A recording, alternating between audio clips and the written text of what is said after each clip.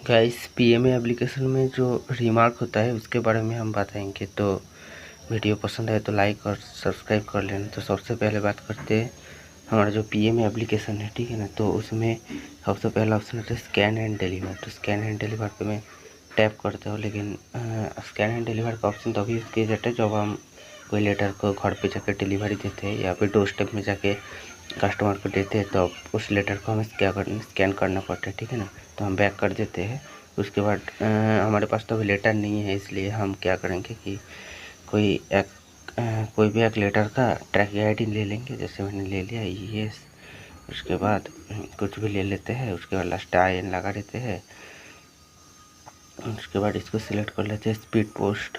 उसके बाद हम टैप करेंगे टैप रिटर्न पे। उसके बाद सबसे पहले हमें चेक करना है जो आर्टिकल नंबर आया है वो सही आया है कि नहीं आया है। ये जो आर्टिकल नंबर है ये सही है कि नहीं है। अगर ये सही है तो उसके बाद हमें चेक करना है ये जो आर्टिकल है स्पीड पोस्ट है, रजिस्टर पोस्ट है या फिर पार्सल है। अगर स्पीड पोस्ट है तो उसके लिए जो सिंबल होता है जैसे कि ES से स्टार्ट है, अगर रजिस्टर होता तो RS से स्टार्ट होता। उसके बाद रिमार्क टाइम चेक कर लेना है। अभी सुबह के 8:13 हुआ है, तो रिमार्क टाइम ये है। तो मैं क्या करूँगा, करेक्ट रिमार्क टाइम के लिए मैं क्या करूँगा, इस पर टैप करूँगा 2-3 बार, तो करेक्ट रिमार्क टाइम आ जाता है। मतलब रिमार्क टाइम मतलब किस टाइम पे हम डिलीवरी दे रहे हैं। और उसके बाद आता है GPS लोकेशन। ये GPS लोकेशन ये ऑटोमेटिकली आता है, आपको कुछ नहीं करना है।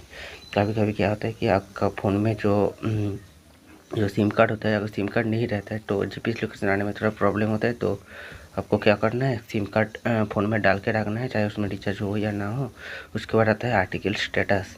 तो आर्टिकल स्टेटस पे हम टैप करेंगे। उसके बाद 2 ऑप्शन आता है, एक होता है आर्टिकल डिलीवर्ड और नॉट डिलीवर्ड। अगर मान लो डिलीवर हुआ है तो हम डिलीवर पे क्लिक कर लिया। उसके बाद अगर वो एड्रेस ही मतलब जिसका पार्सल या फिर लेटर था उसी को दिया तो हम एड्रेस पे टैप करेंगे। अगर किसी सिक्योरिटी गार्ड को दिया उसकी जगह तो सिक्योरिटी गार्ड को टैप करेंगे। अगर आर्टिकल रिसीव्ड मतलब जो सरकारी ऑफिस होते हैं उसमें क्या होता है कि जो बड़े बड़े ऑफिसर होते हैं उससे आप डायरेक्ट नहीं मिल सकते, तो उसमें जो ऑफिस रूम होता है तो ऑफिस पे भी आप दे सकते हैं लेटर को, ठीक है ना। जो स्पीड पोस्ट होता है क्योंकि वो एड्रेस स्पेसिफिक होता है, तो आप वहाँ पर भी दे सकते हो। तो उसके लिए आर्टिकल रिसीव्ड रूम आप टैप कर सकते हो। और अगर आपने एड्रेस ही को छोड़ के और किसी और को दिया है, ठीक है ना, तो अब अदर्स पे क्लिक करना। तो उसके बाद डिलीवर टू मतलब आपने किसको डिलीवरी दिया है। तो इसमें आपको टैप कर देना है कि मैंने इस नाम से किसी बंदे को दिया है, तो मैंने इसको टैप कर देता हूँ। यहाँ पर आपको फुल नेम दे देना है। उसके बाद डन पे क्लिक कर देना है। उसके बाद डन पे क्लिक कर देना और येस पे क्लिक करोगे तो वो आर्टिकल आपका PMA पे डिलीवर हो जाएगा, ठीक है ना। उसके बाद आता है सेकंड केस, अगर इनकेस आपका आर्टिकल डिलीवर नहीं होता है, ठीक है ना, नॉट डिलीवर्ड।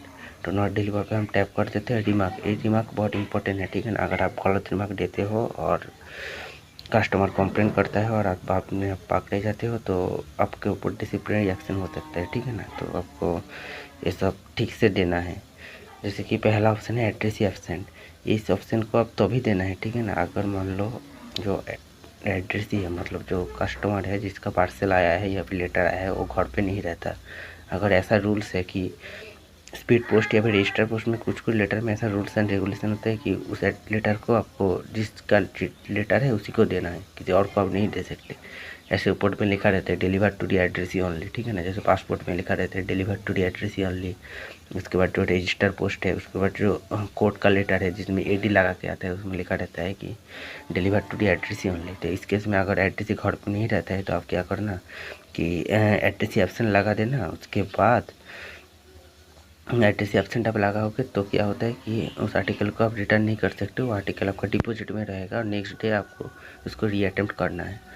उसके बाद आपका आता है address can be located. Address can be located मतलब आपको उस एड्रेस को नहीं पता है, ठीक है ना। जो कस्टमर है जो एड्रेस ही है उसको आपने ढूंढा और आपको नहीं मिला। आपने कुछ लोगों को से पूछा फिर भी वो एड्रेस आपको नहीं मिला, मतलब आप उसको ढूंढ नहीं पाए। तो ऐसे केस में आप एड्रेस कैन बी लोकेटेड लगा सकते हो। अगर एड्रेस कैन बी लोकेटेड आप लगाओगे तो क्या है कि आप उसको रिटर्न कर सकते हो या फिर डिपॉजिट में रख सकते हो, ठीक है ना। तो मेरा सजेशन रहेगा कि आप एड्रेस कैन बी लोकेटेड रखा ले, मतलब आप ठीक से ही ढूंढा होगा, ठीक है ना। तो आप उसको रिटर्न कर दीजिए। और उसको डिपॉजिट में रखने का कुछ फ़ायदा नहीं है कि आप तभी तो एड्रेस कैन बी लोकेटेड रखा लेगा कि आपने ढूंढा है तो नहीं मिला, तो आज ढूंढा है नहीं मिला तो कल ढूंढने से आपको मिलेगा, कल भी नहीं मिलेगा। तो इससे अच्छा रिटर्न कर दो।